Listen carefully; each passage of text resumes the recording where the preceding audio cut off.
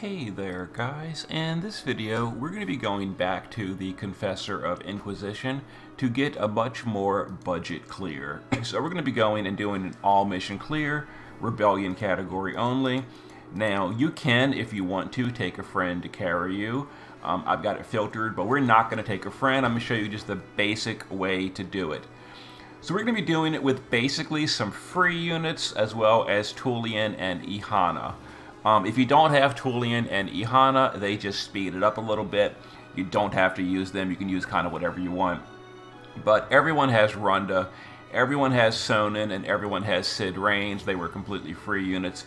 And the gear we're using is very, very cheap. I will show you the gear at the end. But basically, as long as you've got an evasion-provoking tank with immunity, the boss is pretty simple, completely honest here. So we're going to use Runda on turn 1 to cover. Doesn't matter what else. Protect and shell, because who cares? We'll use Ihana to LB. We'll use Tullian to do his Jord kicks. And Helton Grasp and Jord him. That's all his like field, break, etc. Sid Reigns can do... honestly, I don't know specifically his proper moves. We don't need to do that. One of these is a modifier buff. We don't need to do that. We don't need Machine Killer. Sorry for not looking this up in advance. I never use Sid. There it is. So we're going to do... And what is Smashing Blade? That's just an attack. Okay, so we'll just do I Will Set You Free for the modifier buff. And Sonin is the same thing. We're going to imbue the party with Earth. We're going to... I think it's this one. Yeah, we're going to modify our buff with We Won't Forget. And I guess that's all we really need to do. Okay, so we can start dealing some damage next turn. Okay. So, some attacks, we're going to evade it with Runda. Some status effects, he's immune. Whatever. Not really worried about it. Okay, so Ihana will now do some bigger human killer on, let's see, Tullian and Sid. We can just LB with Runda, and we can LB all of these, and get some damage in, and then next turn we should get their SLB, which would be even better damage. We're probably going to kill him next turn, but, you know, whatever. Oh, the boss heals on thresholds, by the way. He only heals twice in the fight, so he won't keep on healing, so don't worry about that. But he is going to heal one more time at, I think, 40% maybe? I don't know.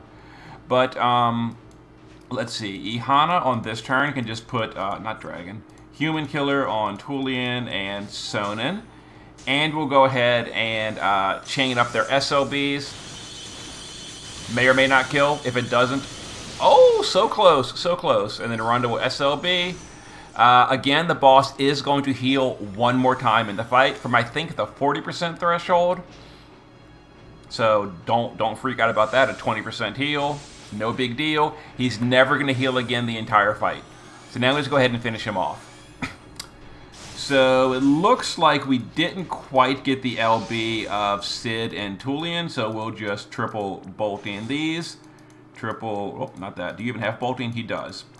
Triple bolting you, and Tullian can go ahead and bolting as well.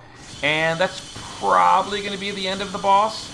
It was, and there it is. And again, if we didn't kill the boss, we just keep going. I don't think there's a turn count mission. Sure isn't. So no turn count mission. So if you don't have Ihana or like EX3, Tullian, etc., it might be a little bit slower. Don't worry about it. Take as long as you need. As long as you've got an evasion provoke tank. Now, the boss does use fixed attacks every now and then on Runda.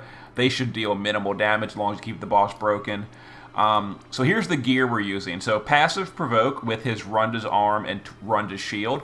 That's all free gear. Some either quest items or trial items or, rainbow TMRs or STMRs. There it is. Nothing expensive here. And then a freebie card. Ihana, just mana reduction. Honestly, the gear is literally irrelevant. It's just mana reduction, so honestly, it doesn't matter. 3 stars is all you really need on her.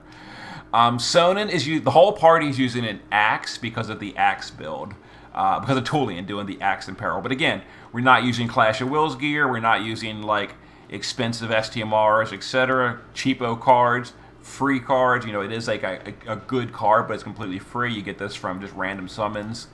Tulian, again, using his quest gear. This is all quest gear for him from the story events.